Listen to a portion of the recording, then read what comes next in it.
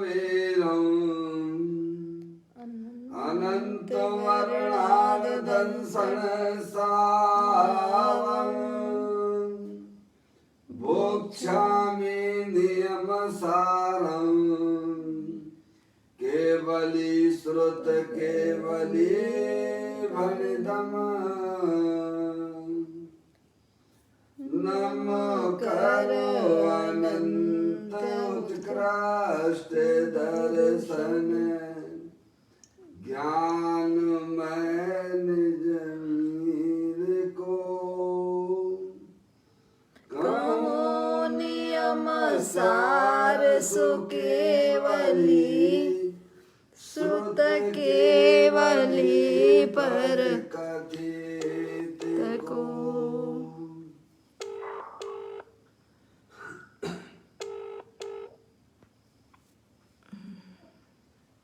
श्री नियम सार जी नामक परम आध्यात्मिक ग्रंथ स्वाध्याय हेतु या विराजमान है। आज से 2000 वर्ष पहले इस महान पवित्र ग्रंथ की रचना आचार्य श्री कुंद देव द्वारा इसी पवित्र भूमि पर की गई और इसके टीकाकार पदम परमलधारी देव मुनिराज हैं। ग्रंथ का नाम श्री नियम सार जी है। नियम से करने योग्य कार्य अपनी आत्मा में सम्यक दर्शन, सम्यक ज्ञान, सम्यक चारित्र रूपी निर्मल पर्याय, पवित्र पर्याय, मोक्ष महारूपी पर्याय को करना है, क्योंकि वह पर्याय स्वयं ही सुख स्वरूप है और अनंत सुख का कारण भी है। अनादि काल से हमारे आपके आत्मा में पर को अपना जानने वाली, पर को अपना मानने वाली, पर के साथ संबंध रखने वाली ऐसी मोह राग देश रूपी मलिन पर्याय, अपवित्र रूप पर्याय प्रकट है, जो स्वयं दुख स्वरूप है और अनंत दुख का कारण भी है। ऐसी मोराग देश रूपी मलिन पर्याय का अपनी आत्मा में से उस पर्याय का अभाव करना है और सम्यक दर्शन ज्ञान चारित्र वाली निर्मल पर्याय, पवित्र पर्याय, मोक्ष महारूपी पर्याय को प्रकट करना है। ऐसे कार्य की प्राप्ति जिनवाणी माता के द्वारा अपने आत्मा के स्वरूप को पहचानना, अपनी जो आत्म वस्तु है वह परद्रव्य, प्रभाव और पर्याय से भी भिन्न एकमात्र अखंड ज्ञान ज्योति स्वरूप है। ऐसे गायक प्रभु परमात्मा का माँ जनमानी माता के द्वारा परिचय करके तत्पश्चात शरीर रागादिक ये सब कर्मकृत वस्तुएं हैं, इनका हमारे आत्मा के साथ में किसी भी प्रकार का कोई संबंध नहीं है। इस प्रकार सम्यक वेद ज्ञान पूर्वक शरीर राग आदि की रुचि छोड़कर अंदर में जो अखंड ज्ञान ज्योति स्वरूप भगवान आत्मा है उसमें ही अपनापन स्थापित करना और उसे ही निज रूप से जानना, उसमें ही अपनी वर्तमान पर्याय को मग्न कराना, उसे ही अत्यंत परमात्मा ने धर्म कहा है। उसकी चर्चा आचार्य भगवंतों ने, मुनराजों ने एक एक गाथा उसकी टीका और श्लोकों के माध्यम से हमें अपने आत्मा के स्वरूप को यहाँ पर समझाया है। देखिएगा, यह परम आध्यात्मिक ग्रंथ है जिसका नाम श्री नियम सार जी है। इसके 9वें अधिकार की चर्चा हम और आप यहाँ स्वाध्याय हेतु कर रहे हैं, जिसका नाम है परम समाधि अधिकार, जिसके अंतर्गत 123वें नंबर की गाथा यहाँ पर स्वाध्याय हेतु चल रही है। उसका प्रारंभिक पाठ अपन यहाँ करते हैं। फिर आचार्य भगवंतों ने, मुनिराजों ने जो समाधि का वास्तविक स्वरूप बताया है उसे हमें समझना चाहिए और समझकर अपनी आत्मा की पर्याय में व्यक्त करना हमारा आपका सबका एक मात्र परम कर्तव्य है। पाठ करता हूँ गाथा का। संयम नियम तप से तथा रे धर्म सुकुल सुध्यान से ध्यावे निजात्मा जो परम होती समाधि है उसे। आत्मा की पर्याय में समाधि की प्राप्ति किस प्रकार से होती है उसकी बात यहाँ पर आचार्य कुंकुदेव गाथा के माध्यम से हमें समझाने का प्रयत्न कर रहे हैं कि संयम से, नियम से, तप से तथा धर्म ध्यान और शुक्ल ध्यान से जो अपनी आत्मा को ध्याता है, अपनी आत्मा का आश्रय लेता है, अपनी आत्मा में अपनी पर्याय को मग्न कराता है, उस जीव की ही पर्याय में परम समाधि की पर्याय की उत्पत्ति होती है। उसको यहाँ समझाते हैं।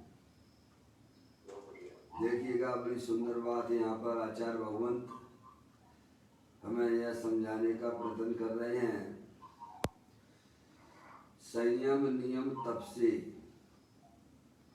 संयम यानी समस्त पंचेंद्रिय के विषय के व्यापार का परित्याग, उसको यहाँ संयम कहा है।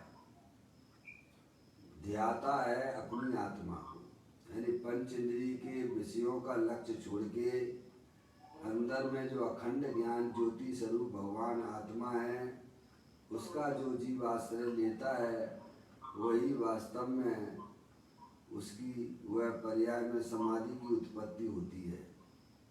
इसी प्रकार से नियम से यानी अपनी आत्मा में, आत्मा की आराधना में तत्पर रहता है, यानी सम्यक दर्शन ज्ञान चारित्र रूपी पर्याय, निर्मल पर्याय की उत्पत्ति वही वास्तविक नियम है। और फिर उसके बाद तप से यानी आत्मा को आत्मा में धारण कर रखता है, टिका कर रखता है, जोड़ कर रखता है, वही वास्तव में अध्यात्म है और वही तप है। यानी इच्छा निरोधो तपा, आत्मा में समस्त प्रकार की इच्छाओं का अभाव करना और अंदर में जो अखंड ज्ञान ज्योति स्वरूप अनंत शक्तियों के भंडार वाली वो चैतन्य वस्तु है उसे पर्याय में व्यक्त करना, वही वास्तविक तप है। व्यवहार और निश्चय दोनों की बातें यहाँ पर इस गाथा के अंदर आई हुई है। और अब कहते हैं धर्म ध्यान से और शुक्ल ध्यान से। अब धर्म ध्यान और शुक्ल ध्यान का यहाँ पर स्वरूप चल रहा है। तो धर्म ध्यान से जो अपनी आत्मा को ध्याता है उसकी चर्चा अपन यहाँ 4 नंबर की कर रहे हैं, वो अपन यहाँ देख लेते हैं। आप जो है गाथा 123 पदम प्रेमल धाई देव मुराज की टीका है अपन यहाँ देख रहे हैं धर्म ध्यान से, है नी। देखिएगा, पूज्य गुरुदेव श्री ने यहाँ इसका स्पष्टीकरण किया है। निरुपाधिक स्वरूप है, निरुपाधिक स्वरूप आत्मा का, आत्म जो वस्तु है वह तीनों का निरुपाधिक स्वरूप है। पदम प्रमदाई देव महाराज ने लिया ना यहाँ पर देखो, अनादि काल से अनंत काल तक निरुपाधिक है, यानी चैतन्य वस्तु। अब इसकी चर्चा अपन चलेगी, ध्यान की चर्चा है।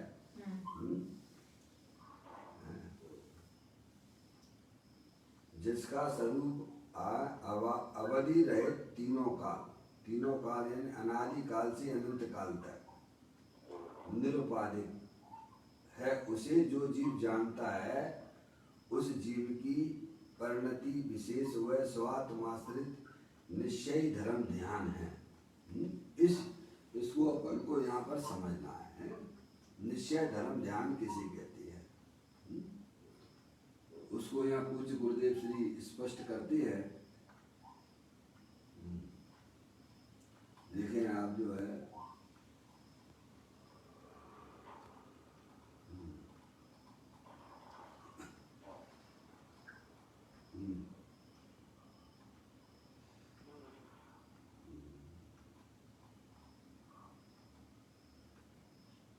अनादि काल से अनंत काल तक निरुपाधिक है।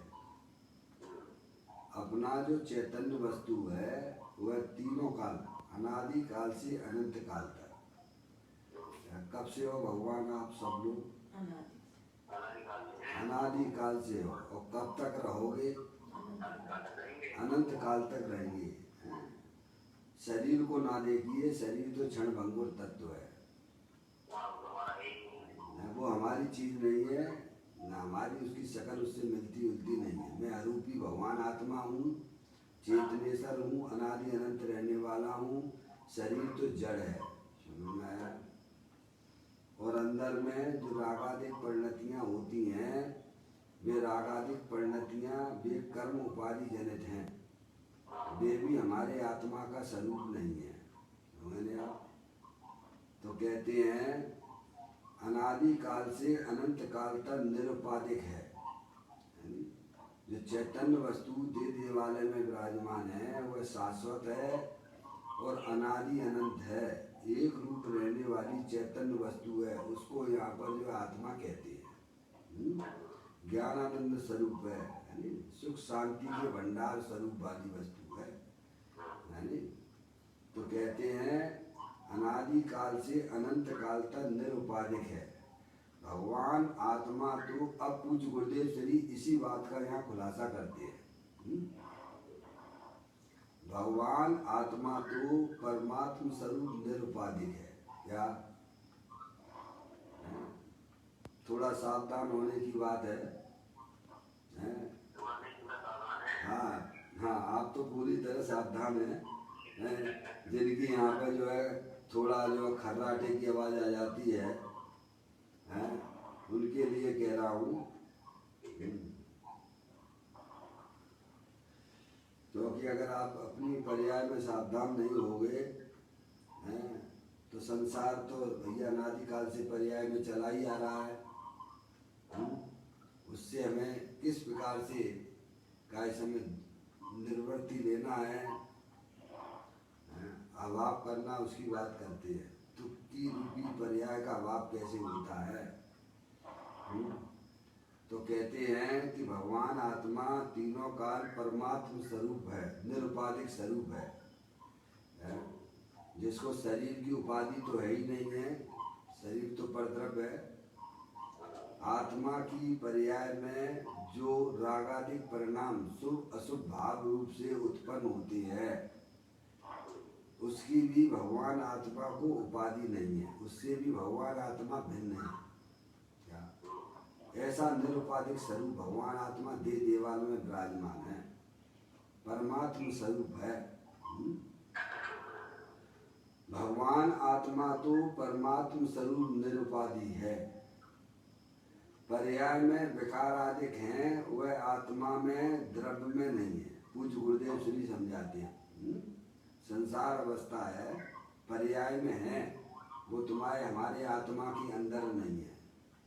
क्या? पर्याय संसार रूपी पर्याय है, उसकी अस्थि है, लेकिन उस हमारे ज्ञायक प्रभु परमात्मा में उसकी नास्ति है। भैया पर्याय की अस्थि पर्याय तक ही है, विकार की अस्थि पर्याय तक है, लेकिन वो हमारे आत्मा के अंदर उसका अभाव है। जैसे शरीर का अभाव है, ऐसे ही आत्मा की पर्याय में जो विकारादिक पर्याय मूल आदेश रूपी परिणाम दिखाई देते हैं, उनका हमारी आत्मा में उसका अभाव है। ऐसा निरुपाधिक स्वरूप भगवान आत्मा हर समय उपलब्ध है। कहते हैं पर्याय स्वयं भगवान है, देखेगा तो समझ में आएगी। समझ में आया भैया? सुल्लभ महाराज जी कहते हैं पर्याय में विकार अधिक है, वो आत्मा में द्रव्य में नहीं है। समय पर्याय में है, पूज्य गुरुदेव श्री कहते हैं, लेकिन अरिहंत परमात्मा की तो पर्याय में भी नहीं है। क्या भगवान संसारी जीवों की पर्याय में तो है, अरिहंत तो सिद्ध परमात्मा की पर्याय में विकार नहीं है, और हमारे स्वभाव में भी नहीं है। स्वभाव होंगे आप, संसारी जीवों की पर्याय में है लेकिन स्वभाव में नहीं है। अरिहंत परमात्मा की ना तो द्रव्य में है और ना ही पर्याय में है। भाई साहब, ये ऐसी अध्यात्म की भरी हुई बातें हैं ये। कहते हैं देखो भैया, सोना होना हो तो फिर मोबाइल बंद करके सो जाओ आराम से। समझ में आया? सुनने बैठा करो तो ध्यान से बैठा करो। कौन है? पद्मा, उपस्थिति दीजिए अपनी। पद्मा आंटी, अगर आप नहीं बोलोगे तो मैं फोन यहाँ से काट दूंगा। ये कौन है? औरंगाबाद है? रिंकू, रिंकू दीदी, आवाज दीजिए, अटेंडेंस दीजिए भैया।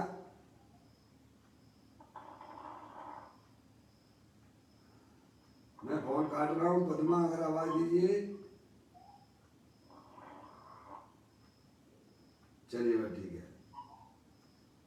इनको पद्मा को मत लगाया करो, सोती रहती, सोने दिया करो। यहाँ तो जागृति वालों का काम है। समझ में आया? बड़ी सुंदर बात यहाँ पर की जा रही है, अध्यात्म की भरी हुई बातें हैं, कभी जिंदगी में सुनी ना हो ऐसी बातें हैं। समझ में आया?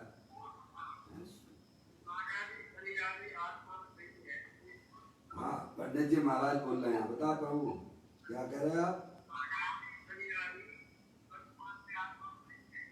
हाँ हाँ, आत्मा जो चैतन्य वस्तु है वह विकारादिक पर्यायों से रहित है, तीनों काल विद्यमान वस्तु है।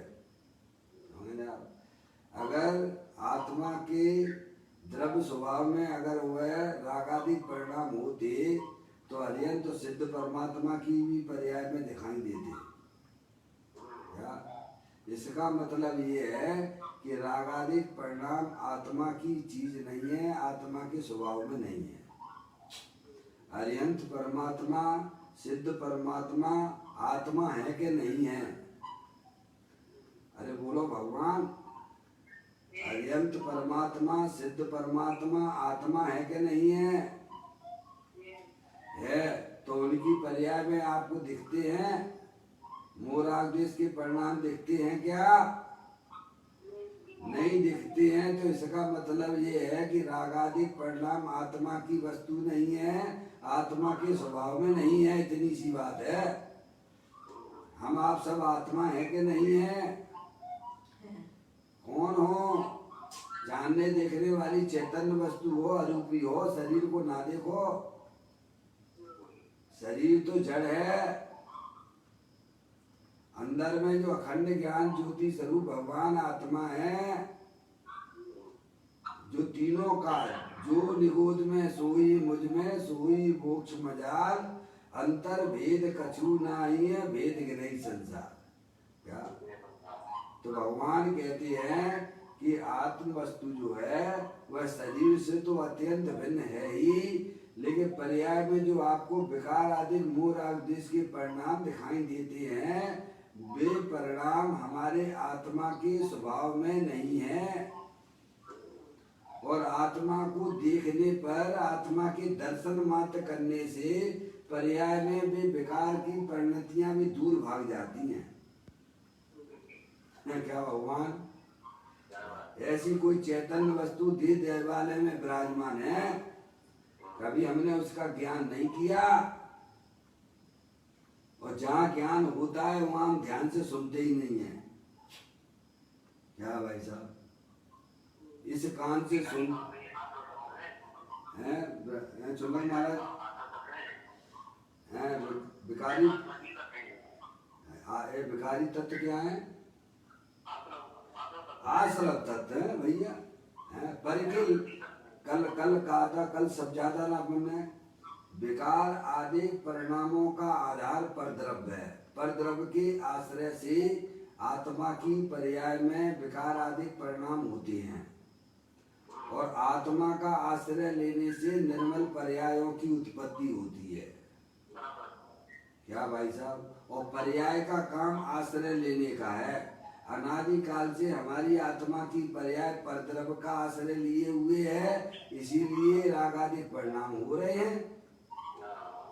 अब जब वह पर्याय स्वयं समझदार हो जाए भगवान कि मैं तो त्रिकालिक ध्रुव भगवान आत्मा हूँ, अनंत शक्तियों के भंडार वाला हूँ, मैं मनुष्य ही नहीं हूँ, मैं शरीर ही नहीं हूँ, मैं तो अखंड ज्ञान ज्योति स्वरूप भगवान आत्मा हूँ। जब पर्याय में ऐसी समझ हो जाती है, तब पर्याय अपने द्रव्य स्वभाव का आश्रय ले लेती है, तो पर्याय में होने वाले विकारों का अभाव हो जाता है। इसी को भगवान मोक्ष मार्ग कहते हैं। इतनी सी बात हमारे समझ में आना चाहिए। भगवान का इशारा समझो, भगवान क्या कह रहे हैं। तुमने अनादि काल से एक ही काम नहीं किया है कि अपने आत्मा को ना तो तुमने जाना है, ना अपने आत्मा को पहचाना है, और उसके अभाव में तुम आत्मा का आश्रय भी कैसे लोगे? हाँ, इसको भगवान ने धर्म कहा है। इसी को धर्म ध्यान कहते हैं। क्या? देखो कहते हैं पर्याय में विकार आदि हैं। कोई कहे संसारी जीव हमारी आत्मा की पर्याय में विकार नहीं है, वह तो निश्चय भाषी होगा। वो जो पर्याय में होने वाले विकार के अस्तित्व को स्वीकार नहीं करता, वह निश्चय भाषी है। पर्याय में विकार है, लेकिन मेरे द्रव्य स्वभाव में विकार नहीं है, इतनी स्वीकृति करना। क्या भगवान? पर्याय में विकार है। अगर पर्याय में विकार ना होता तो वर्तमान में भाई साहब हरियन तो सिद्ध भगवान हो जाते तुम पर्याय में, है? सो तो हो नहीं हो, है?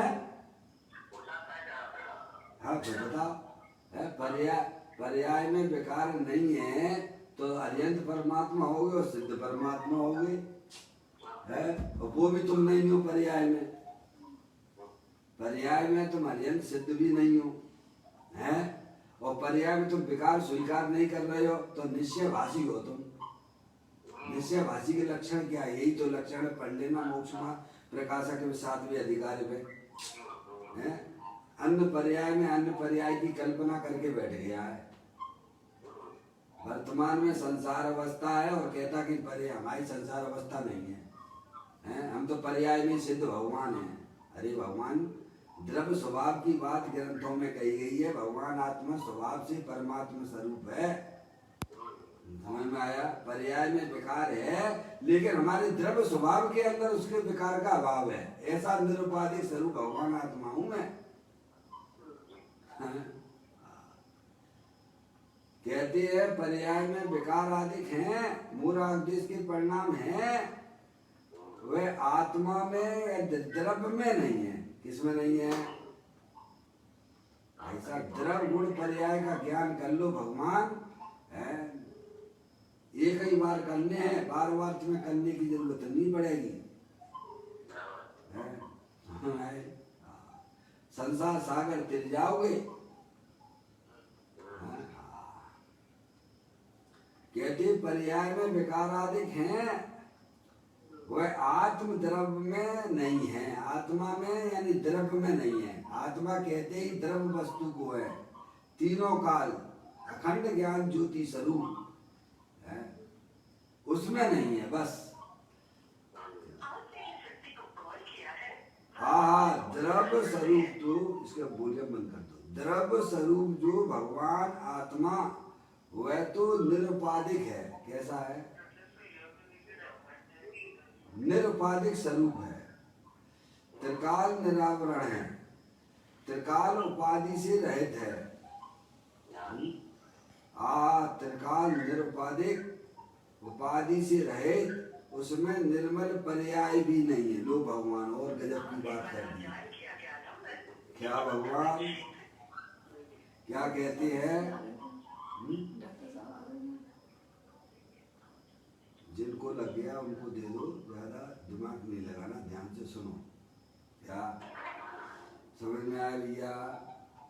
हमारी आत्मा की पर्याय में विकार पर्याय में है, लेकिन द्रव्य स्वभाव में नहीं है। एक बात यहाँ तो और सूक्ष्म बात करते हुए कहते हैं कि निर्मल पर्याय जो आत्मा के आश्रय से प्रकट होती है, वह पर्याय का भी द्रव्य स्वभाव में अभाव है। यानी निर्मल पर्याय की भी उपाधि से रहित है भगवान आत्मा। उस भगवान आत्मा की बात चल रही है,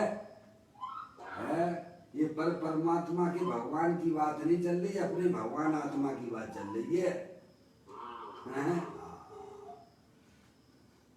कहते हैं निर्मल पर्याय भी नहीं है उसमें द्रव्य स्वभाव में है। देखो नियम शांति ग्रंथ चल रहा है, इसके प्रारंभिक की गाथा में ये बात आई थी। 5 भावों की चर्चा आई थी, औपाधिक भाव, औदैहिक भाव, औपसमिक भाव, क्षौपसमिक भाव, छायिक भाव और परम पारणामिक भाव। तो ये 4 प्रकार के जो भाव बताए गए हैं, औदैहिक भाव, औपसमिक भाव, क्षौपसमिक भाव, छायिक भाव, ये 4 प्रकार के भाव पर्याय में होती है। और परम पारणामिक भाव वह द्रव्य का स्वभाव है। तो छायिक भाव में निर्मल पर्याय आई के नहीं आई? औपसमिक भाव में निर्मल पर्याय आई के नहीं आई? आ गई ना? तो वे पर्याय में है। इसीलिए आचार्य कुंदकुंद देव ने 6वें नंबर की गाथा में ये हमें समझाया, प्रमत्त अप्रमत्त नहीं, मैं तो एक क्या है भाव हूँ। पंडित बनारसी दास जी कहते हैं, एक देखिए जानिए रम रहिए कठोर, समल विमल ना विचारिए। लो भगवान विचार करने के लिए भी मना करते हैं वे, तुम उनकी तरफ भी ना देखो, समल विमल रूप पर्यायों की तरफ ना देखो, क्योंकि वे तो आने जाने वाली पर्याय है। देखने योग तो अंदर में भगवान आत्मा जो परमानेंट विद्यमान है, जो ना कभी जाता है ना कभी आता है, ना जन्मता है ना मरता है, ऐसी शाश्वत वस्तु दे देवालय में विराजमान परमात्मा स्वरूप रूप से विद्यमान है। उसको देखने की बात की जा रही है। जिसे हमने कभी नहीं देखा है, जिसका कभी हमने आश्रय ना लिया है, उसकी बात भगवान यहाँ समझाते हैं कि भगवान आत्म जो वस्तु है, जिसको शरीर की उपाधि तो है ही नहीं है, अरे विकार की भी उपाधियों से रहित है, मोराग देश के परिणाम से रहित है। वे कहते हैं कि निर्मल पर्याय जो आत्मा के आश्रय से उत्पन्न होती है, ऐसी उपाधियों से भी रहित निरुपाधिक स्वरूप भगवान आत्मा तीनों काल विद्यमान है। उसका आश्रय लेने के लिए भगवान कहते हैं, उसका आश्रय लेने मात्र से ही संसार का अभाव हो जाता है। कहते हैं त्रिकाल निरुपाधिक यानी उपाधि से रहित, उसमें निर्मल पर्याय भी नहीं है। त्रिकाली जो वस्तु है ना, चैतन्य वस्तु है ना, कहाँ पर है भगवान? अपन इस शरीर रागादिक से भिन्न देखिए, अंदर में देखिए, अपने ज्ञान का परिवर्तन अंदर कराइए। अनादि काल से बैरमुखी होकर पर्याय में विकारों की उत्पत्ति हो रही है। अगर अपनी आत्मा की पर्याय में सुख शांति चाहिए, निर्विकार रूप से पर्याय चाहिए, अतीन्द्रिय आनंद चाहिए, तो अपने ज्ञान का परिवर्तन अंदर में शरीर रागादिक से भिन्न अखंड ज्ञान ज्योति स्वरूप शाश्वत भगवान आत्मा विराजमान है, उसकी दृष्टि करो।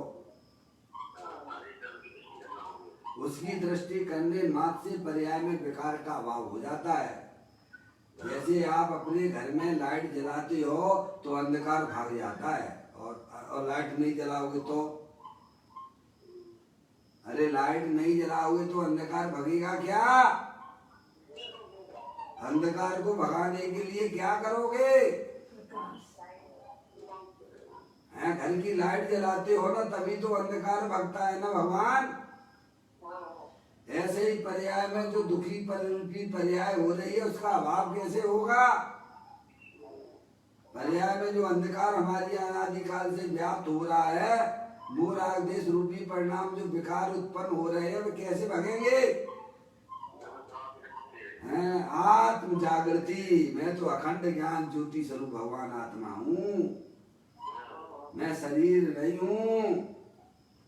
ऐसे अपने ज्ञान पर्याय में अपनी आत्मा का निर्णय करके स्वीकृत करना। स्वीकृति मात्र से ही पर्याय में भाई साहब दुख रूपी पर्याय का गायब हो जाती है। जैसे घर में लाइट जलाते ही अंधकार गायब हो जाता है, ऐसे ही जब पर्याय अपने आत्मा को अपनी स्वीकृति करती है कि मैं तो चेतनेश्वर भगवान आत्मा हूँ, भाई साहब पर्याय में होने वाले दुख रूपी पर्याय विलय को प्राप्त हो जाती हैं। जब ही जिए आत्म जाने, तब ही जिए शिव सुख ठाने। ओहो, गजब हो जाता है। सिद्ध भगवान जैसा आनंद मिलने लगता है। और क्या चाहिए तुम्हें प्रभु? घर बैठे हैं भाई साहब, घर बैठे आनंद मिलता है, क्योंकि चेतन वस्तु तो शाश्वत हर समय उपलब्ध है ना। उसका जो जीव लाभ लेते हैं, उनकी पर्याय में अतीन्द्रिय आनंद की प्राप्ति होती है। भगवान इधर उधर ना देखिए, तेरा भगवान आत्मा हीरो तो अंदर में बैठा हुआ है।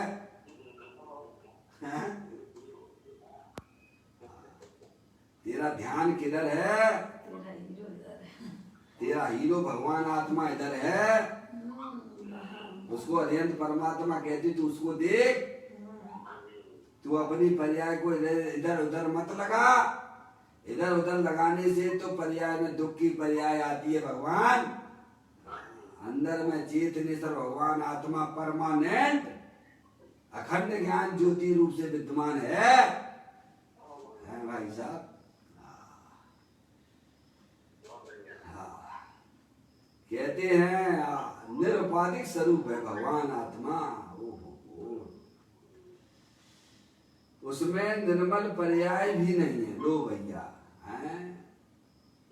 विकारी पर्याय तो है ही नहीं, निर्मल पर्याय का भी जिसमें अभाव है। ऐसी चैतन्य वस्तु अखंड ज्ञान ज्योति स्वरूप है।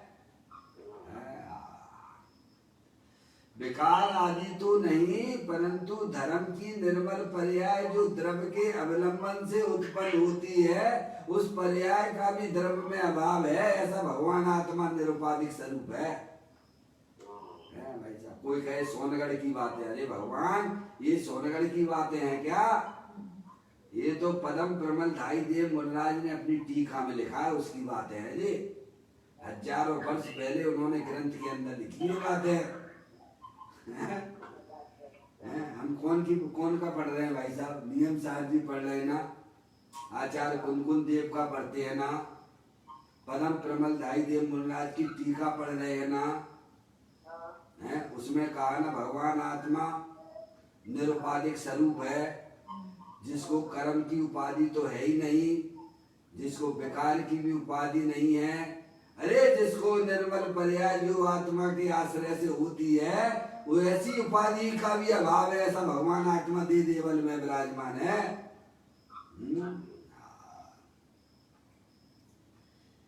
कहते हैं त्रिकाल निरुपाधिक उपाधि से रहे तो उसमें निर्मल पर्याय भी नहीं, विकार आदि तो नहीं, परंतु धर्म की निर्मल पर्याय जो द्रव्य के अवलंबन से उत्पन्न होती है, उस पर्याय का भी द्रव्य में अभाव है।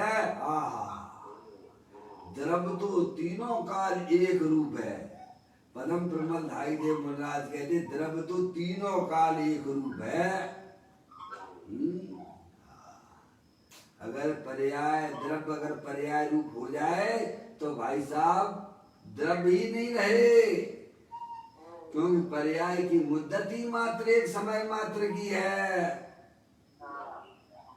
पर्याय के नाश होने पर द्रव्य का अभाव हो जाएगा, लेकिन पर्याय पर्याय पर्याय रूप रहती है, द्रव्य द्रव्य रूप से रहता है। ऐसी अध्यात्म की भरी हुई बातें सुनना भी मुश्किल पड़ गई है। अब तो धर्म के नाम पे शरीर की क्रिया करो, भगवान की पूजा कर लो, भगवान की भक्ति कर लो, दान दे दो, तुम्हारा कल्याण हो जाएगा, 3 काल में ना होगा। समझ में आया? अब तो यही बातें मिलती धर्म की, भगवान की भैया पूजा कर लो, भगवान की भक्ति कर लो और 2-4 मालाएं फेर लो, तुम्हारा कल्याण हो जाएगा। ज्यादा हो तो यात्रा कर जाओ सब में शिखर जी आदि की है। हाँ, उन्होंने तो स्पष्टीकरण कर दिया है। बात तो ये हरियंत परमात्मा की है।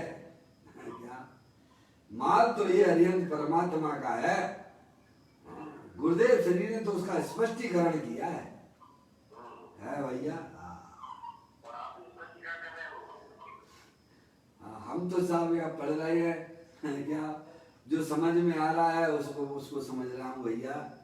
इस मार्ग पे चलने वाले हैं। देखो चुल्लन महाराज जी बहुत क्लियर बात है, 2 और 2 4 जैसी बातें हैं। कहीं इसमें कोई बात ऐसी नहीं है जो भगवान जो दिगंबर संतों की बातों से अलग बात हुई हो। कहते हैं विकार आदि तो नहीं, परंतु धर्म की निर्मल पर्याय जो द्रव्य के अवलंबन से, यानी त्रिकालिक ध्रुव भगवान आत्मा के अवलंबन से उत्पन्न होती है, उस पर्याय का भी द्रव्य में अभाव है। ऐसा भगवान आत्मा दे देवल में विराजमान है। भगवान एक देखिए जानिए रम रहिए कठोर, समल विमल ना विचारिए यही सिद्ध नहीं और।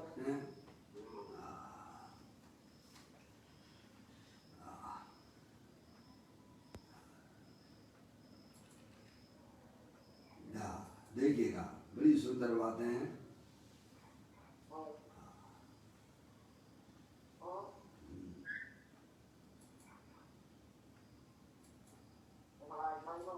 नहीं कोई बात नहीं, 1 सेकंड के लिए थोड़ा जो है कुछ सेकंडों के लिए यहाँ पर जो है जूम जाता है, चालू हो गया, सभी भाई आ जाते हैं जूम पर। चलिए आगे अपने आ गया। कहते हैं वह पर्याय का भी द्रव्य में अभाव है। कौन सी पर्याय?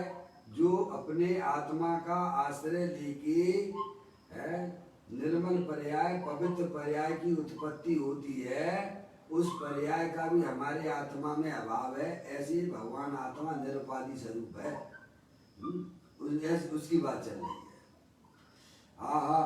द्रव्य तो तीनों काल एक रूप है, माने जो निगोद में सोई मुझ में सोई मोक्ष मजाल। क्या भाई साहब, उस द्रव्य की बात चल रही है?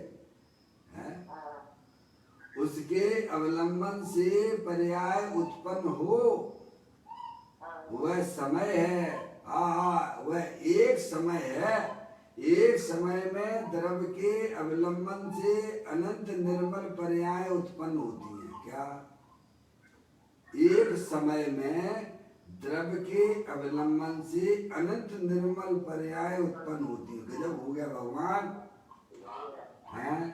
एक समय में कितनी निर्मल पर्याय, जब पर्याय अपने त्रिकालिक ध्रुव भगवान आत्मा का निर्मलानंद का आश्रय लेती है, तब एक निर्मल पर्याय उत्पन्न नहीं होती है, अनंत निर्मल पर्याय उत्पन्न हो जाती हैं। क्या भगवान चुल्लंग महाराज जी, अनंत अनंत जब अनंत गुण है ना, बस आत्मा में अनंत गुण अनंत शक्तियां विद्यमान है ना, है तो उसकी अनंत पर्याय निर्मल रूप से प्रकट होती हैं।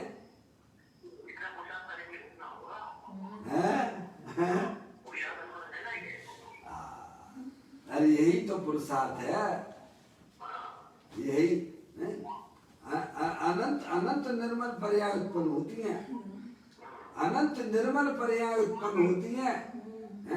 परिपूर्ण रूप से निर्मल की बात नहीं कर रहे हैं भगवान, परिपूर्ण रूप से निर्मल पर्याय प्रकट हो जाती वो नहीं कहती है। अनंत निर्मल पर्याय, ये जब पर्याय जब द्रव्य के सन्मुख होती है, तब उस पर्याय में एक समय में अनंत निर्मल पर्याय उत्पन्न हो जाती हैं। वो उसकी बात करते हैं। एक समय कितना बड़ा होता है चुल्लक महाराज जी, एक समय कितना बड़ा होता होगा। भगवान कहते हैं कि आँख की पलक ऊपर से नीचे तक आने में तो असंख्यात समय हो जाते हैं, हैं? एक समय यानी कितना, कि आँख की पलक को ऊपर से नीचे तक आने में तो असंख्यात समय हो जाते हैं। कभी भी हमने अपनी एक समय में यानी पर एक समय तो हमारे छठमस्त के ज्ञान की पर्याय पकड़ में नहीं आता है, वो तो असंख्यात समय पकड़ में आता है। या तो कहते एक समय में द्रव्य के अवलंबन से अनंत निर्मल पर्याय उत्पन्न होती है। ओ हो क्या समझ रहे आप? एक समय भी हमने भगवान आत्मा की तरफ न देखा। मैं हूं तो अनादिकाल से अनादि अनंत सुख शांति स्वरूप वाला, एक समय भी हमने अपनी आत्मा को ना देखा। अगर एक समय भी अगर देख लिया होता तो भाई साहब संसार की पर्याय का खलास हो जाता। सही बात है। हाँ चुल्लंग महाराज क्या बोल रहे हैं आप, क्या बताया आपने?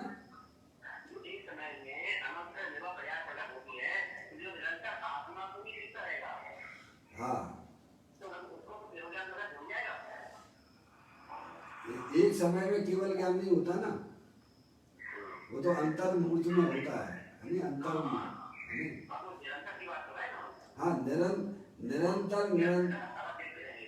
हाँ देखते रहेंगे। तो अभी तो कह रहा है कि एक समय भी है, ये गुरुदेव श्री बहुत अपने स्वाध्याय में स्पष्टीकरण करते हैं कि आत्मा है तो अनंत शक्तियों के भंडार वाला, पर इसने एक सेकंड के असंख्यात में समय भी इसने अपनी आत्मा की तरफ नहीं गया है।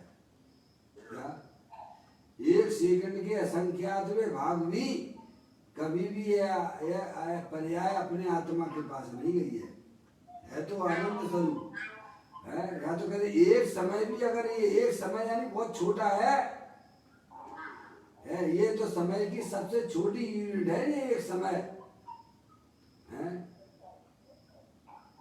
एक सेकंड में तो एक सेकंड में कितने 60 एक मिनट में कितने सेकंड होते हैं? 60 सेकंड। और एक सेकंड के कितने नैरो सेकंड हो जाते हैं? ये आजकल का 1000 नैरो सेकंड। और उसके भी एक नैरो सेकंड के असंख्यात समय हो जाते। समझ लो कितना छोटा है। तो कहते एक समय में द्रव्य के अवलंबन से, द्रव्य के अवलंबन से त्रिकालिक ध्रुव भगवान आत्मा देवालय में विराजमान है। तो कहते एक समय में द्रव्य के अवलंबन से अनंत निर्मल पर्याय उत्पन्न होती हैं, क्योंकि भगवान आत्मा अनंत शक्तियों के भंडार वाला है। आप जो है कहते हैं एक विपरीत उल्टा घड़ा रखो तो बाकी घड़े कैसे लगेंगे? उल्टे लगेंगे। हैं? एक घड़ा उल्टा रखोगे तो बाकी घड़े सब उल्टे लगने वाले हैं, सीधा एक भी नहीं लगेगा फिर। तो जो आपने सीधे रखा तो फिर सीधे ही सीधे लगेंगे। हैं?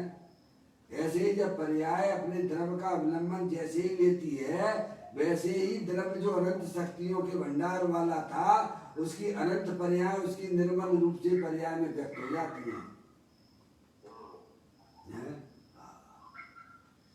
और देखिए खुलासा पूज्य गुरुदेव, ये स्पष्टीकरण पूज्य गुरुदेव श्री ने किया है, हमने है। इसीलिए मुमुक्षु भाई गुरुदेव श्री को याद करते हैं हमेशा। समझ में आया भैया?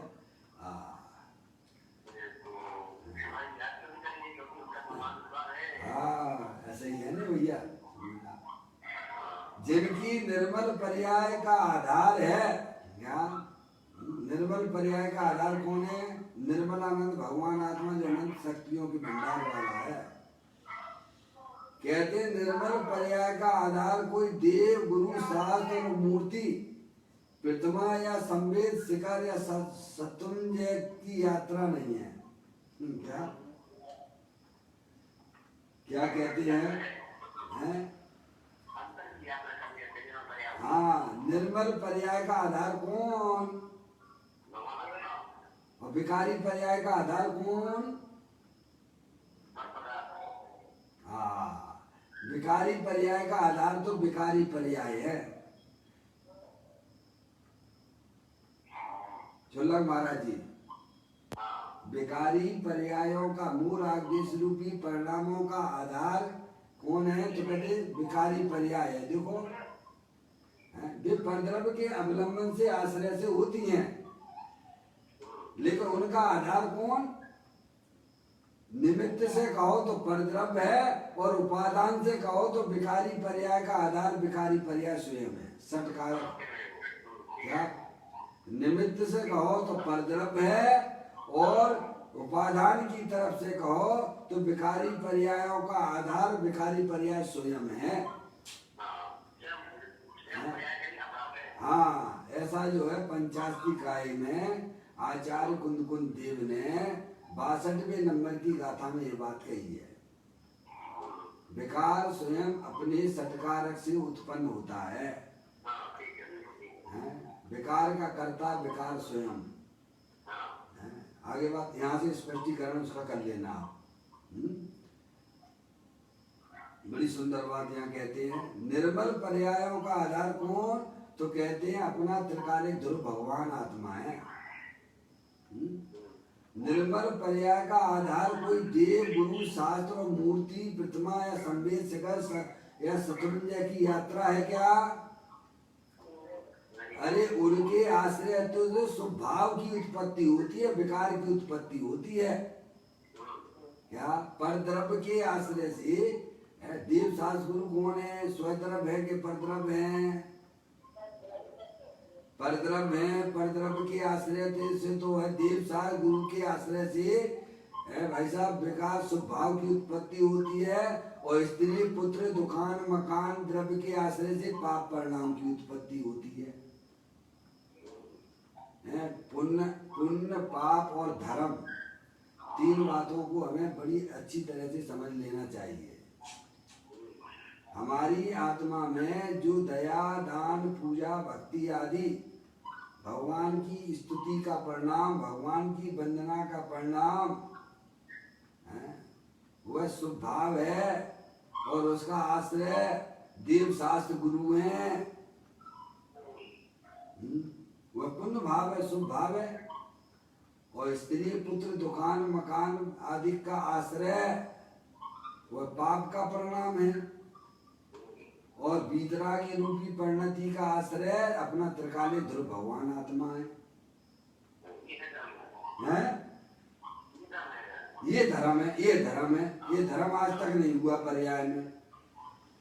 परिणति सब जीव की तीन मात वर्णी, एक पुण्य एक पाप एक राग हरणी। क्या वर्णति सब जीव की तीन मात वर्णी, एक पुण्य एक पाप एक राग हरणी। है राग का अगर जो है अभाव करना हो, पर्याय में होने वाले दुखों का अभाव करना हो, तो अपने भगवान आत्मा के स्वरूप को जान लो और उसका आश्रय ले लो, तो पर्याय में होने वाले समस्त दुखों का अभाव हो जाता है। ऐसी बात भगवान ने समझाई है, पंच परमेष्टि ने समझाई है, बताई है। कहते हैं निर्मल पर्याय का आधार कोई देव गुरु शास्त्र और मूर्ति प्रतिमा या संवेद शिखर और सतुल्य की यात्रा नहीं है। उससे तो स्वभाव की उत्पत्ति होती है। निर्मल पर्याय की उत्पत्ति का आधार तो अपना त्रिकालिक ध्रुव भगवान आत्मा निर्मल आनंद है, जो हर समय उपस्थित है, आपको कहीं से लाना नहीं है। देव देवल में विराजमान है, जिसने शरीर को कभी छुआ तक नहीं है। ऐसे ज्ञायक प्रभु परमात्मा के स्वरूप को जानो और उसका आश्रय ले लोगे तो पर्याय में समस्त प्रकार के विकारों का अभाव हो जाता है। चुल्लक महाराज जी, आत्मा को मैं थोड़ा आपकी बात अच्छी तरह से नहीं सुन पा रहा हूँ। निश्चय से, हाँ तीर्थ का है, बिल्कुल तीर्थ का, सही कहा है। आप बोलते ही हो ना, आत्म ही है देव निरंजन, आत्म ही सतगुरु भाई, आत्म शास्त्र धर्म आत्म तीर्थ आत्मा सुखदाई, आत्मन ही है रत्नात्र पूरित अवगाहन सुखदाम, ऐसे देव शास्त्र सतगुरुवर आत्म तीर्थ में करे स्नान। आत्मा ही तीर्थ है, चलता फिरता संवेद शिखर है। समझ में आया भगवान? उस संवेद शिखर जी का लक्ष्य करने से तो पर्याय में स्वभाव की उत्पत्ति होती है, और अंदर भगवान आत्मा जो संवेद शिखर तीनों काल स्थायी वस्तु है, उसके दर्शन करने से तो पर्याय में विकार का ही अभाव हो जाता है, दुख का अभाव हो जाता है। उसकी बात यहाँ चल रही है भगवान।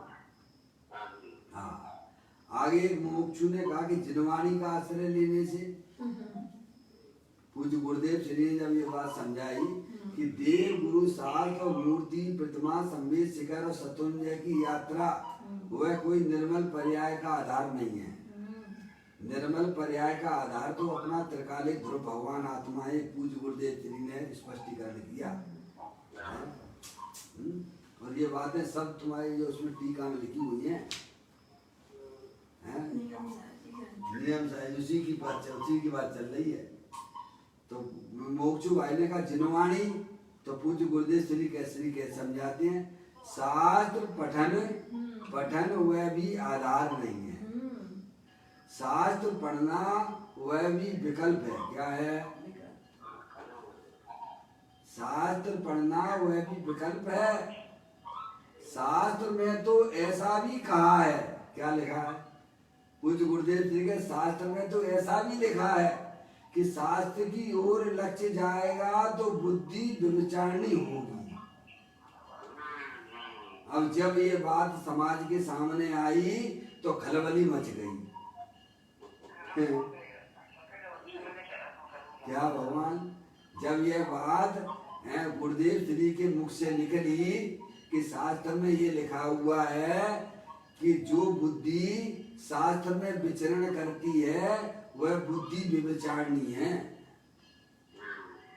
तो पूरे दिगंबर समाज में खलबली मच गई कि जे तुम ऐसी विचारणी क्यों कहते हो उस बुद्धि को। लेकिन हम तो कह रहे हैं कि शास्त्र में ही लिखा हुआ है, पद्मनंदी आचार्य देव के ग्रंथ में लिखा हुआ है, पढ़ लेना जाके। जो बुद्धि जो बुद्धि शास्त्र में विचरण करती है वो व्यभिचारिणी है। उसे लॉजिक से न्याय से समझने का प्रयत्न करना। बुद्धि किसका है, बुद्धि किसकी है, ज्ञान किसका है, आत्मा का है कि शास्त्र का है? ज्ञान आत्मा का है, लेकिन अपने आत्मा में रमण ना करके शास्त्र में रमण कर रही है तो विचारनी नहीं है तो और क्या है? जैसे स्त्री अपने पति को छोड़कर अन्य पुरुषों के साथ में रहती है, जाती है, तो व्यभिचारिणी नहीं है तो उसे कौन कहते हो? व्यभिचारिणी कहते हो ना। ऐसे ही ज्ञान है तो आत्मा का, और आत्मा को छोड़कर अन्य पर पदार्थों में रमण कर रहा है तो व्यभिचारिणी है वो। न्याय से, लॉजिक से बात को समझोगे तो समझ में आ जाएगी। और आपको व्यर्थ में का ऐसा विरोध करना है तो करते रहिए। गुरुदेव जी ने कहते कौन किसका विरोध कर रहा है? खरे खर तो सब अपना अपना विरोध कर रहे हैं। शास्त्र कभी भी लड़ाई झगड़ा नहीं सिखाता है? समझेगा? हर बात को अगर आप जो है न्याय से समझोगे तो सब समझ में आ जाएगा। और फिर ग्रंथों में लिखा हुआ है ना, गुरुदेव श्री स्वयं के लिख रहे, शास्त्र में तो ऐसा भी कहा है। कहाँ लिखा है? शास्त्र में तो ऐसा भी कहा है कि शास्त्र की ओर लक्ष्य जाएगा तो बुद्धि व्यभिचारिणी होगी, क्योंकि वह परद्रव्य है। शास्त्र क्या स्वद्रव्य है कि परद्रव्य है? अरे शास्त्र स्वद्रव्य है कि परद्रव्य है? परद्रव्य है। और तुमने अपने ज्ञान को कहाँ लगाया? शास्त्र में लगाया। और ज्ञान को लगना कहाँ था? आत्मा का ज्ञान आत्मा में लगना चाहिए था, वहां तो लगाया नहीं और परिद्रव्य में लगा दिया तो वह ज्ञान को ही व्यभिचारिणी कह दिया गया। क्या भाई साहब? लॉजिक से, न्याय से भगवान ने बातें परोसी हैं। भाई साहब, जिसका ज्ञान है उसको में लगाओ ना भगवान। हम तो कहाँ लगा रहे? पंचेंद्रिय के विषयों में लगा रहे हैं। इसीलिए तो हमारी पर्याय में दुख हो रहा है? ज्ञान था तो आत्मा का और लगा रहे हो परद्रव्य में, तो दुखी तो हो गए अपने आप ही। ज्ञान को अपने आत्मा में लगा लो, ज्ञान जिसका है उसमें लगा लो तो पर्याय में अभी आनंद होने लग जाएगा। भगवान, ये बात हमें क्यों समझ में नहीं आती है? उनको नहीं आती है। चुल्ला महाराज जी बात सही है। ऐसी बातें पहले तो सुनने को ही नहीं मिलती हैं। क्या कहते हैं? शास्त्र में तो ऐसा भी कहा है कि शास्त्र की ओर का लक्ष्य जाएगा तो बुद्धि व्यभिचारिणी होगी, क्योंकि वह परद्रव्य है। शास्त्र परद्रव्य है। कठिन है भगवान। हम दुनिया को सबको जानते हैं। गुरुदेव कह रहे हम सब हमें खबर है क्या चल रहा है मार्केट में, हमको सब खबर है। क्या ऐसे नहीं है? सम्य दृष्टि जी को सब खबर रहती है, सब खबर रहती है उसे। अरे जिसने आत्मा को जान लिया उसने सबको जान लिया, और जिसने आत्मा को ना जाना उसने किसी को नहीं जाना। ऐसा आता है कि नहीं आता है? जिसने आत्मा को जाना उसने सबको जाना, और जिसने आत्मा को नहीं जाना उसने किसी को नहीं जाना है। इसलिए कहते हैं हम तो सबको जानते। गुरुदेव जी का हम तो दुनिया को सबको जानते हैं। क्या कि मार्केट में क्या चल रहा है? भगवान की पूजा कर लो, भगवान की भक्ति कर लो और भगवान को पधरवा दो, तुम्हारा कल्याण हो जाएगा। ये चल रहा है मार्केट में धर्म के नाम पर। वे धर्म गुरु नहीं है, वे धर्म गुरु ही नहीं है।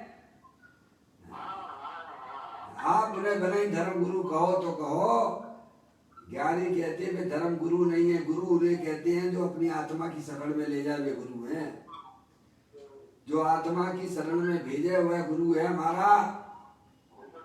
हैं। देव हमारी आत्मा की तरफ भेजते हैं तो वे हमारे देव हैं। गुरु हमारे आत्मा की तरफ हमें ले जाते वे हमारे गुरु हैं। शास्त्र हमें अपनी आत्मा की तरफ ले जाता वे हमारे शास्त्र हैं। वो हमारी जनवाणी माता है। सही बात। हैं चुल्ला महाराज जी।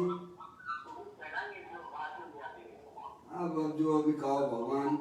हाँ यहाँ तो बड़ी सुंदर बात कहती हैं। पूज्य गुरुदेव से स्पष्टीकरण करते हैं परम प्रमद दाई देव मुनराज की लाइन का। शास्त्र में तो ऐसा भी कहा है कि शास्त्र की ओर लक्ष्य जाएगा तो बुद्धि व्यभिचारिणी होगी, क्योंकि शास्त्र वह परद्रव्य है, कठिन है। भगवान हम दुनिया को सबको जानते हैं।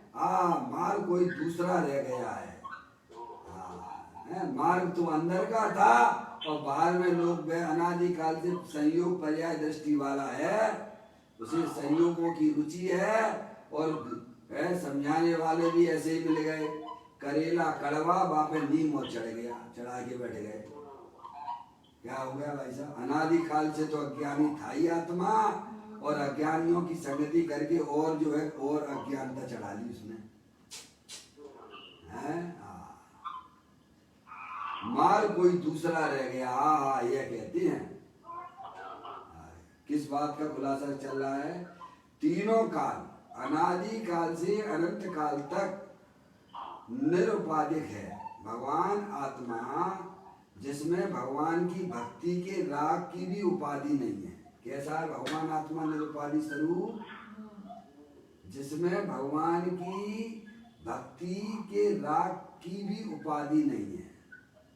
क्या गजब हो गया ना भगवान।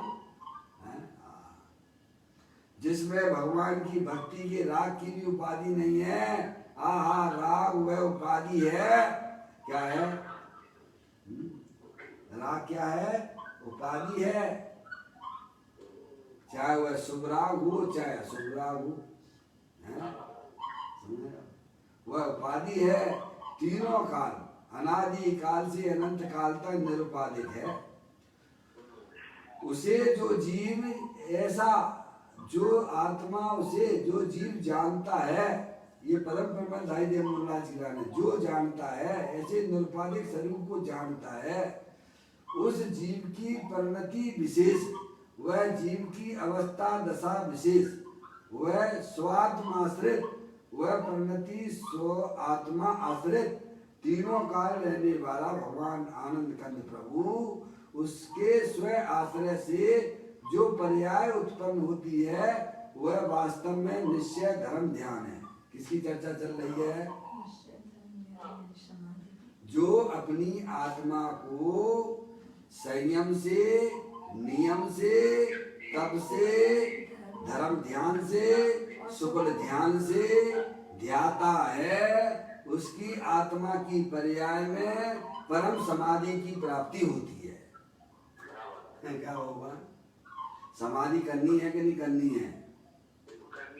हाँ, समाधि करनी है तो आत्मा के स्वरूप को पहले पहचान लो कि मेरा भगवान आत्मा देह देवल में विराजमान, शरीर रागादिक से भिन्न, अखंड ज्ञान ज्योति स्वरूप है, निरुपाधिक स्वरूप है, शाश्वत है। उसके आश्रय लेने से पर्याय में समाधि रूपी पर्याय की उत्पत्ति होती है। ये बात भगवान यहाँ समझाते हैं। हाँ, कहते स्व आश्रय से जो पर्याय उत्पन्न होती है वह निश्चय धर्म ध्यान है। गजब बात है। एक भाई ने फिर प्रश्न किया, आत्मा में आत्मा के आश्रय से प्रकट हुई शुद्ध पर्याय, इतना बोला उसने, आत्मा में आत्मा के आश्रय से प्रकट हुई शुद्ध पर्याय। पूज्य गुरुदेव श्री उसका खुलासा करते हैं।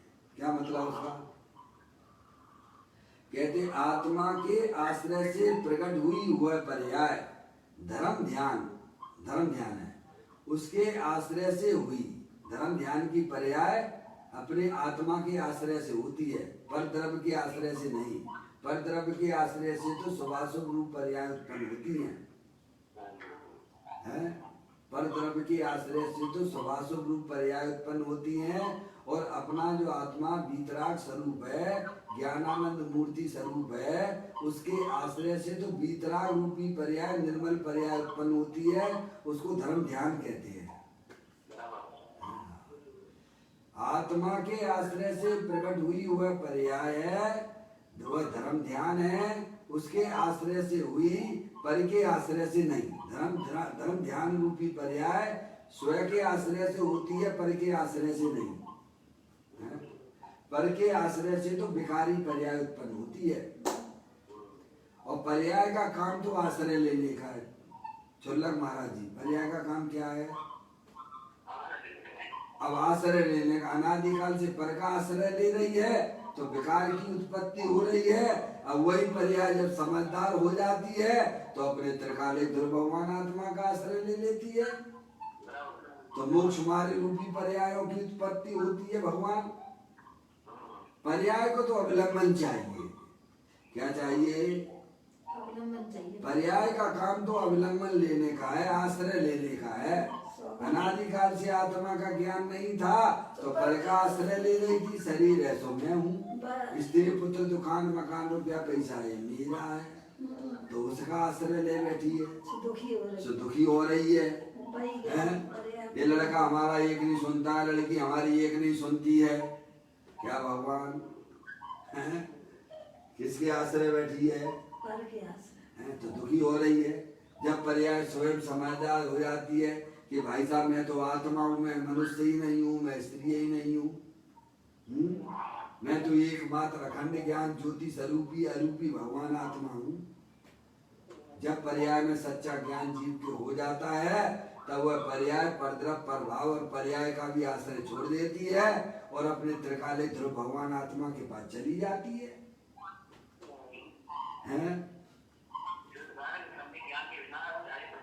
होता ही नहीं है। सम्यक दर्शन मोक्ष महल की प्रथम सीढ़ी है। मोक्ष महल की प्रथम सीढ़ी सम्यक दर्शन है, और सम्यक दर्शन तो अपने आत्मा के दर्शन का नाम सम्यक दर्शन है। आत्म दर्शन का नाम सम्यक दर्शन है। आत्मा के ज्ञान का नाम ही है सम्यक ज्ञान है। पर द्रव्य भिन्न आप में रुचि सम्यक भला है, आप रूप को जान पनोसो सम्यक ज्ञान कला है। आप रूप में लीन रहे थे सम्यक चारित सोई। बहुत ही सुंदर बात है। भगवान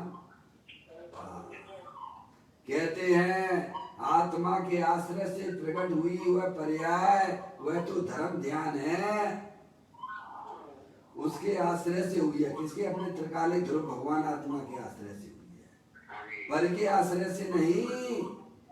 निर्मल वीतराग धर्म की परिणति तो जो उत्पन्न होती है वह सम्यक दर्शन, सम्यक ज्ञान, सम्यक चारित्र की, उसका आधार त्रिकालिक ध्रुव आत्मा है। कौन है? कहाँ है वो? कहाँ रहता है? मैं स्वयं हूँ। मैं स्वयं आत्मा ही तो हूँ ना। अरे कौन हो?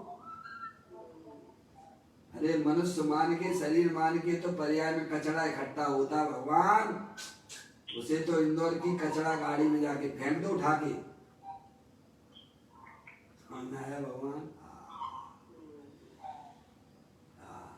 देखिए आगे और खुलासा करते हैं पूज्य गुरुदेव श्री। अलग प्रकार का है जज। वहाँ कोई जज बैठे हुए थे उनकी सभा में, पूज्य गुरुदेव श्री की सभा में जज कोई बैठे हुए थे।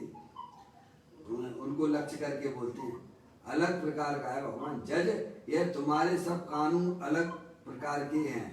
सरकार के कहे हुए कानून दिए सरकार के कहे हुए कानून दिए रखो। यह कानून भगवान के घर का है। किसके घर का है?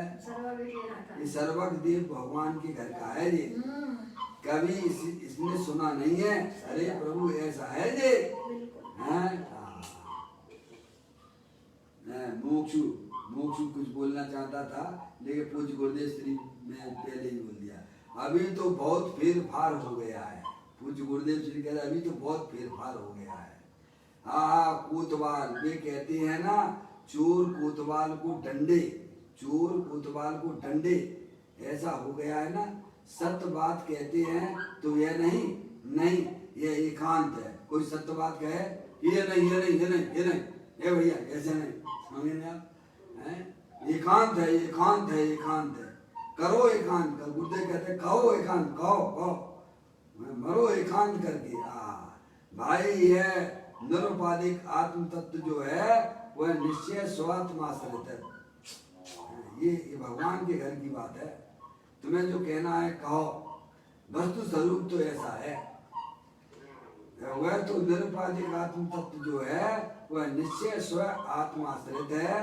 स्व आत्मा आश्रित है, यानी अपने आत्मा के आश्रय से उत्पन्न होता है, परमात्मा के आश्रित से नहीं। पर परमात्मा के आश्रित से नहीं, वीतराग आश्रित नहीं, परद्रव्य के आश्रय से, पर परमात्मा के आश्रय से तो स्वभाव की उत्पत्ति होती है। लेकिन अपने त्रिकालिक ध्रुव भगवान आत्मा के आश्रय से निर्मल पर्यायों की उत्पत्ति होती है। वीतराग आश्रित करे वह तो राग ही है। देखिए और थोड़ा यहाँ खुलासा उन्होंने कर दिया है, पूरा आपका जो है निश्चय धर्म ध्यान का प्रकरण हो जाएगा।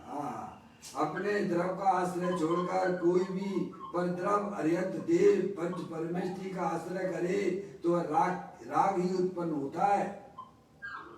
और राग वह चैतन्य की गति नहीं है। क्या है? राग वह चैतन्य की गति नहीं है, वह तो दुर्गति है। क्या है? आत्मा की पर्याय में राग की उत्पत्ति होना वह आत्मा के लिए दुर्गति है।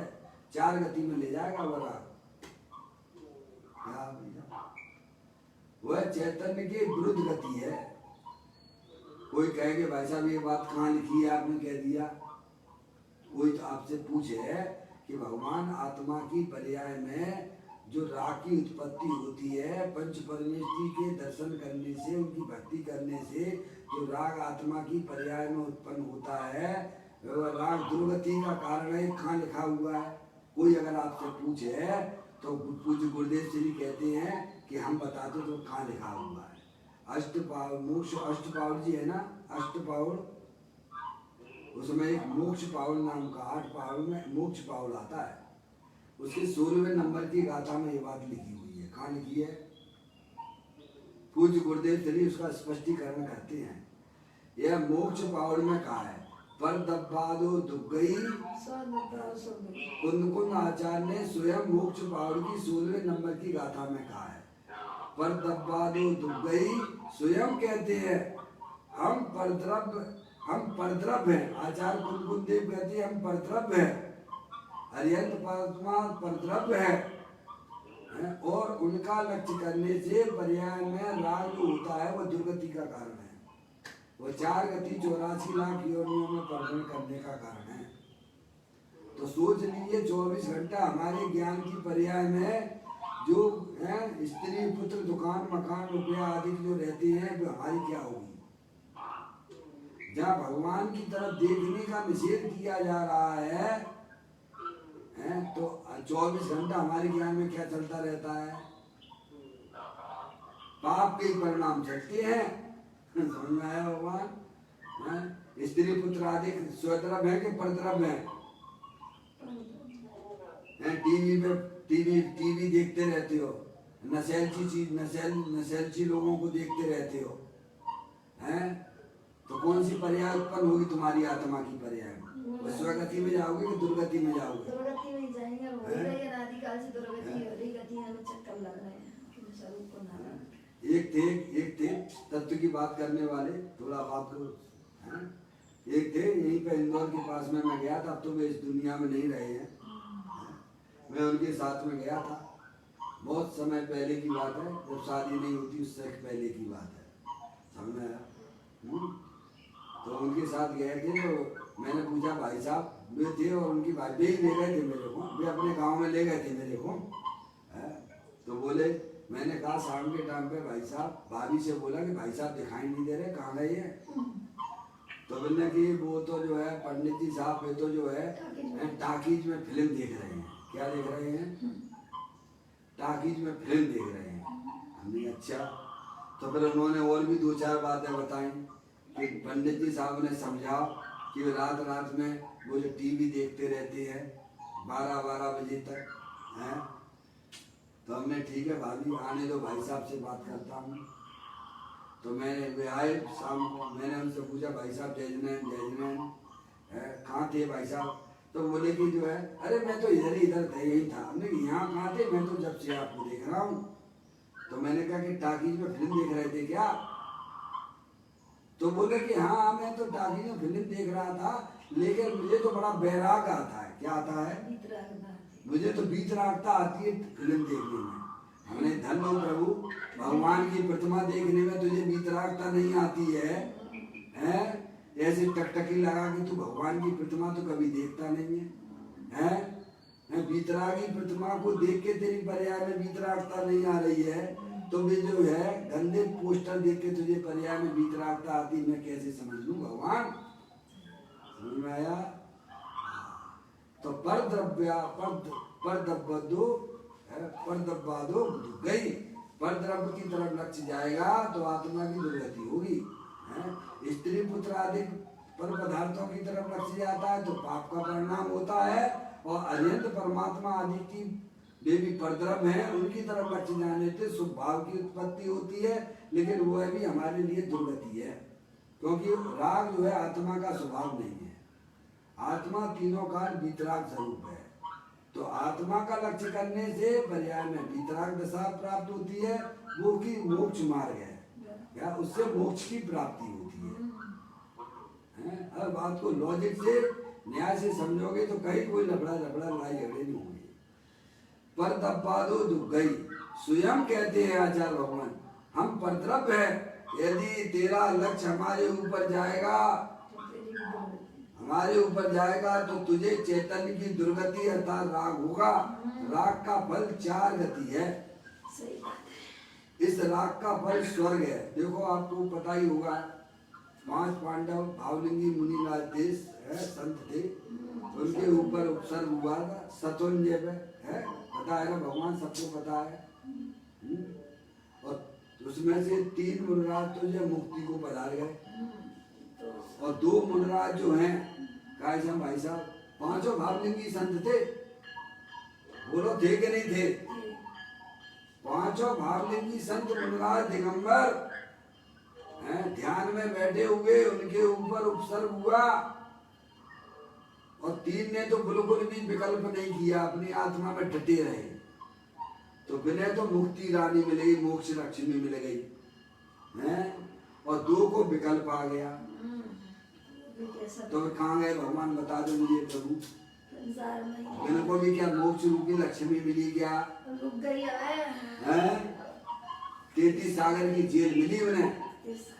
नहीं है तो जाके चले जाना, पूछ आना वहीं पे जाके। समझ में आया? 33 सागर की जेल मिली, प्रमोशन नहीं हुआ, डिमोशन हो गया। 2 मुनिराजों का प्रमोशन नहीं हुआ, 3 का हुआ प्रमोशन और 2 का हुआ डिमोशन, क्योंकि उनका जो लक्ष्य जो है, उनकी पर्याय 3 मुनिराजों की तरफ चली गई। कहाँ चली गई? कहीं अपने माता पिता को याद नहीं करा था। समझ में आया? इतने में तो भाई साहब उनका आयु कर्म बन गया, और जो 33 सागर की जेल चले गए, और जब वहां से आएंगे और 4था गुलिस्तान हो गया। कौन सा हो गया? यहाँ 7वें गुलिस्तान में उनकी आत्मा की पर्याय झूठती थी, और वहां पर जो है ऐसा उनको जो 4था गुलिस्तान हो गया। प्रमोशन नहीं हुआ, डिमोशन हुआ, और 33 सागर की जेल भी हो गई। भगवान देखा आपने? चाहे ज्ञानी की पर्याय में राग हो, चाहे अज्ञानी की पर्याय में राग हो, वो सब राग जो है वह राग सब 4 गति 84 लाख योनियों में पर भ्रमण कराने वाला है। ये बात हमारी समझ में आना चाहिए। दौलत राम जी कहते हैं राग याग दहे सदा ताते देखिएगा, पूरी बात को करता हूँ। राग का फल 4 गति है।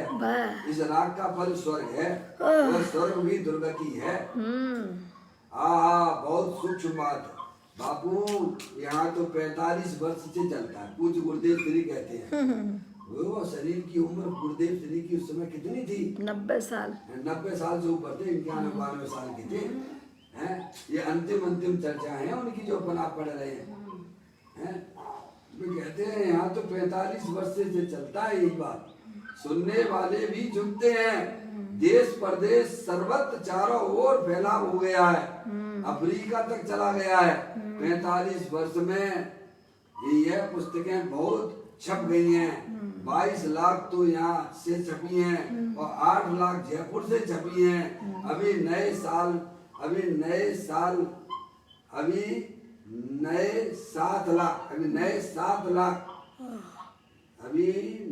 7 लाख रुपए की मुंबई की ओर से छपने वाले हैं। 7 लाख की मुंबई की ओर से, उसमें एक पुस्तक आई है। सब व्याख्या स्पष्ट, बहुत स्पष्ट। साधारण 4 कक्षा पढ़ा हुआ, साधारण 4 कक्षा, 4थी कक्षा पढ़ा हुआ व्यक्ति भी पढ़ सकता है। कितनी सरल भाषा में आ गई बोलो हैं। ये तो पूज्य गुरुदेव श्री का इतना उन्होंने स्पष्टीकरण किया है कि 4थी क्लास पढ़ा हुआ व्यक्ति भी समझ सकता है। ऐसी धर्म की बात है, ऐसी सादी भाषा है, परंतु गरज हो उसकी बात है। आत्मा का कल्याण करना हो उसकी बात, सब बातें समझ में आएंगी। कहते हैं स्वात्माश्रित निश्चय धर्म ध्यान है। भगवान पूर्णानंद का नाम निर्विकल्प राग रहित, भेद रहित, गुण और गुणी का जिसमें भेद भी नहीं है, ऐसे भगवान आत्मा में ध्यान लगाना हुआ निश्चय धर्म ध्यान है। निश्चय धर्म ध्यान का आश्रय आत्मा है। कौन है? अपना आत्मा। निश्चय धर्म ध्यान यानी वीतराग रूप परिणति। वीतराग रूपी परिणति का आधार कौन है? शुद्ध आत्मा, स्वयं अपना भगवान आत्मा है। शुद्ध आत्मा। निश्चय सच्चे धर्म ध्यान का आश्रय पर चीज नहीं है, देव शास्त्र गुरु भी नहीं है, निश्चय धर्म ध्यान का आश्रय नहीं है। इस प्रकार से यह सुंदर चर्चा यहाँ पर 4थे नंबर की अपन ने यहाँ पर पढ़ी। बड़ी सुंदर बात यहाँ बताई है कि जिन्हें अपनी आत्मा की पर्याय में समाधि रूपी पर्याय आदि व्याधि उपाधि से रहे, वीतराग रूप परिणति वही वास्तव में समाधि है। उसे प्राप्त करना हो तो भगवान कहते हैं संयम से, नियम से, तप से, धर्म ध्यान से और शुक्ल ध्यान से जो अपनी आत्मा को ध्याता है उसकी पर्याय में परम समाधि की प्राप्ति होती है। 3-4 चर्चाएं अपन ने इस गाथा की पढ़ ली है। अंतिम 5वीं चर्चा शुक्ल ध्यान से जो अपनी आत्मा को ध्याता है उसकी पर्याय में परम समाधि की प्राप्ति होती है। उसकी चर्चा कल अपन पढ़ेंगे। अभी अपना समय यहाँ पर हो गया। निज निधि निज में